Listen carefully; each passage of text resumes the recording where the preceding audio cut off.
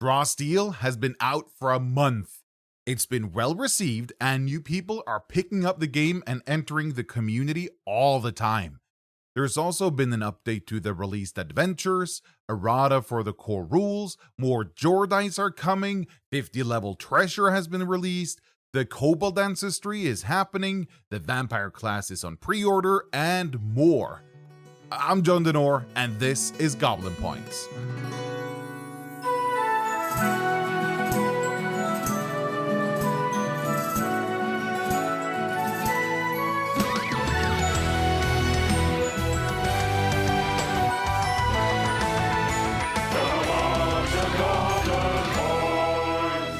I have to start with some exciting news.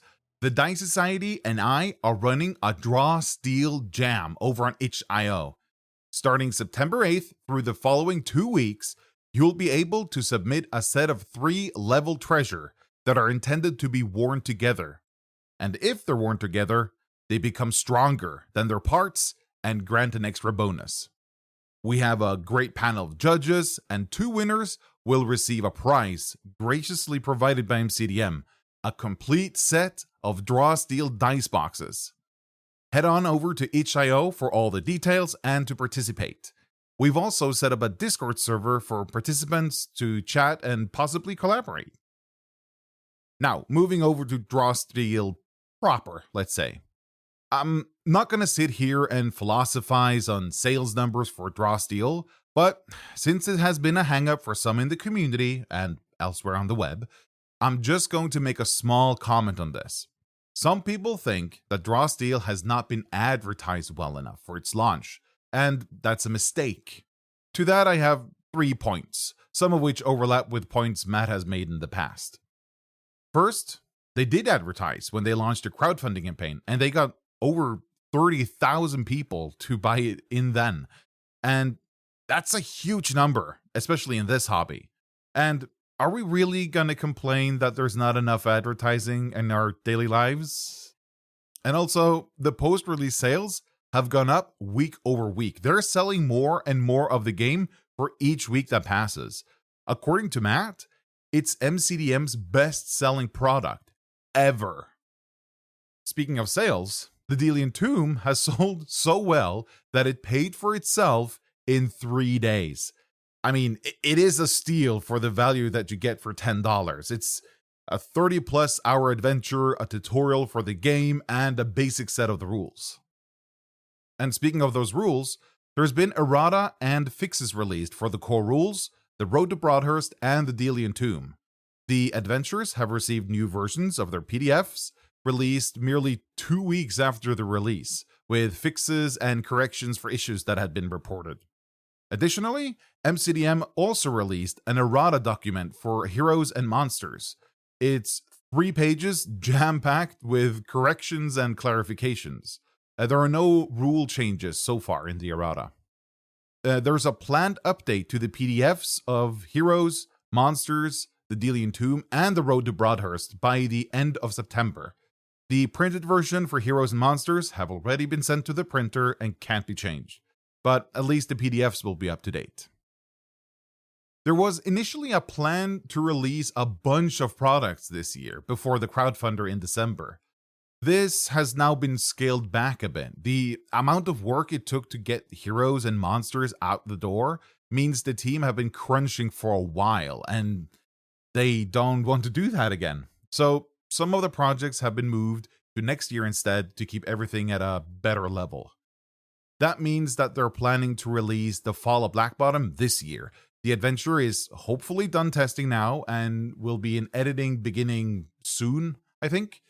In the adventure, the heroes are in Blackbottom trying to relax when Ajax's forces suddenly attack and the heroes need to get out of Blackbottom as quickly as possible. The Summoner has been released in open beta test. Anyone with an internet connection can head over to MCDM's Patreon and download the full Summoner and give it a test run. They do warn that this is a master class, meaning it's quite complex and recommended for more experienced Draw Steel players. They plan to have the Summoner out this year. These next products are expected to release in 2026. It's the Beastheart, the pet companion class.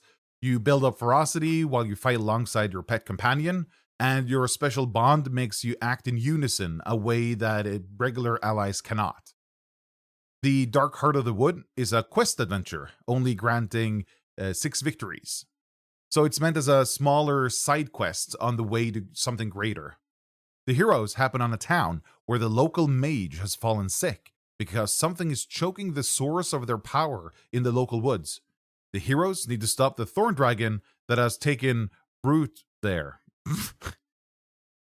Sorry. The Red Road is a second level of adventure. The heroes find a village razed with a blood trail leading to the next town over, a larger town, and the heroes need to try to catch up with the band of gnolls before they reach the town.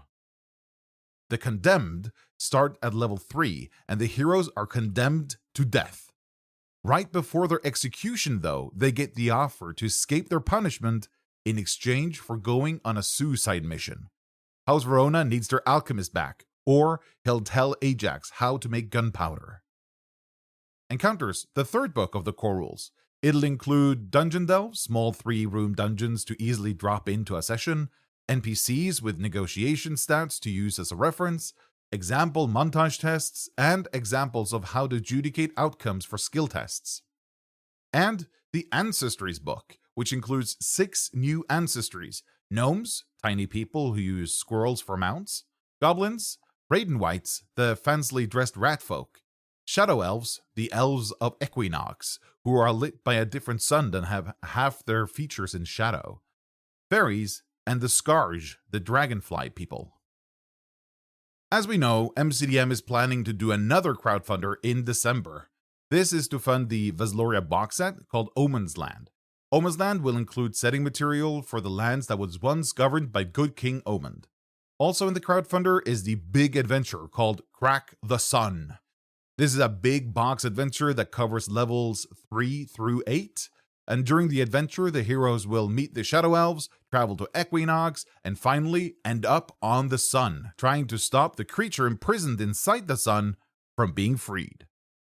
It also sounds like MCDM wants to offer people the chance to pre-order some of the products planned for 2026 in the crowdfunder.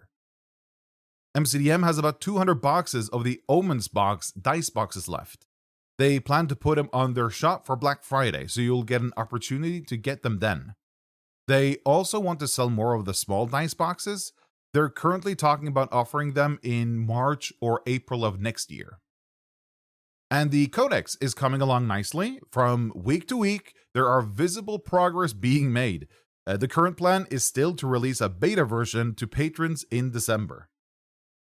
The initial goal was for the December beta to include all of Echelon 1, but it looks like that has been changed recently. The new goal is to have all of the Delian Tomb implemented for the beta. That limits the scope a little bit, and it also gives the testers some specific material to test. The crowdfunder for the Kobold Ancestry, made by Pesto Publications, a Pesto enthusiasts outfit, was a success, raising 7 times their goal.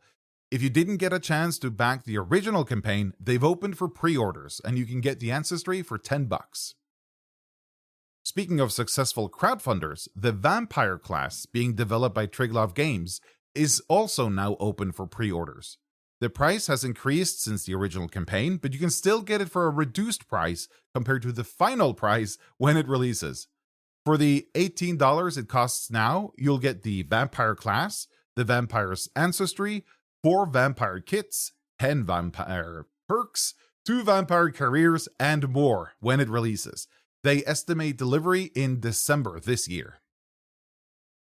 Jeff Steven Games also had a successful crowdfunder for their Weapons of Legend. Once the campaign was done, they had the product ready and released it to backers. So if you back the crowdfunder, you should already have the code to download the finished PDF. Weapons of Legend is a collection of 50 level treasure with full color art for each of the weapons. If you missed out on the crowdfunder, the PDF is now on sale on Drive-Thru RPG for $10. And it's still possible to get printed versions of the book and the individual weapon cards. Look Out Behind You Studios have released a quest adventure called MacGraw Hideaway. It's set close to Ivy Watch, the location of Look Out Behind You Studios' crowdfunded adventure, Raiders of Ivy Watch. In MacGraw Hideaway, a tribe of goblins is making trouble, and you're tasked with taking care of them. The quest is estimated to run for 4 to 6 hours, and the heroes can earn up to 6 victories. You can pick it up on itch.io for $5. 007 Goldfish is running a crowdfunder for their elemental ancestry called Essentians.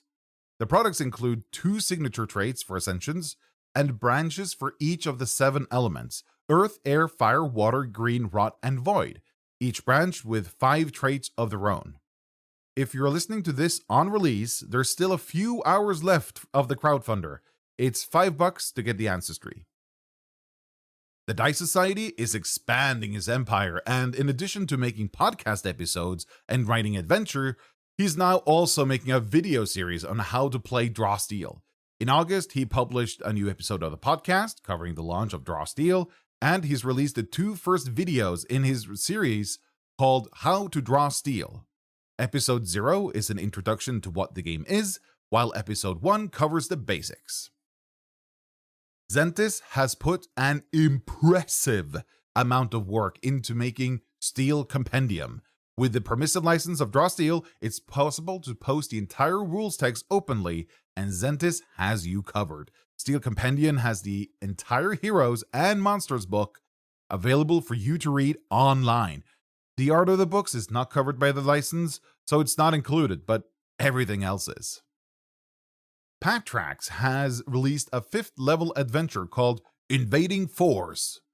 In the adventure, the heroes must escape the prison they're in and stop an invading force of allied demons and devils from invading Orton. As the adventure says in the abstract, it's a Doom-inspired adventure. The heroes can collect at least 10 victories. You can get the adventure for $2.50 on itch.io. The release of the final rules has prompted an explosion of creations from both the existing Draw Steel community and other parts of the internet, and here are some of the highlights from the community. A weather system for Draw Steel by Astus, a water specialization for the Elementalist by Sam McGurn, the Awakened Plants and Harpy Monster bands by Valued Dragon, the Fury 2.1 by Zedizophos, the Codex tutorials being released by the developers, DM Hub, the actual plays from Average Roll, Rise Heroes Rise, and Sci-Fi TV, How to Prep a Draw Steel Session in 20 Minutes by Sterling 2063, Monster Initiative Cards by Ezekiel 22, Draw Steel Essentials Cheat Sheet by Jester OC, the new release of the Foundry VTT system for Draw Steel by Metamorphic Digital, the online resource trackers for players by The Star Raider. And outside of our regular community, there was also some great creations. Power Word Spill did an excellent video on Draw Steel, and Teo Zabadia did a video on why he loves complications.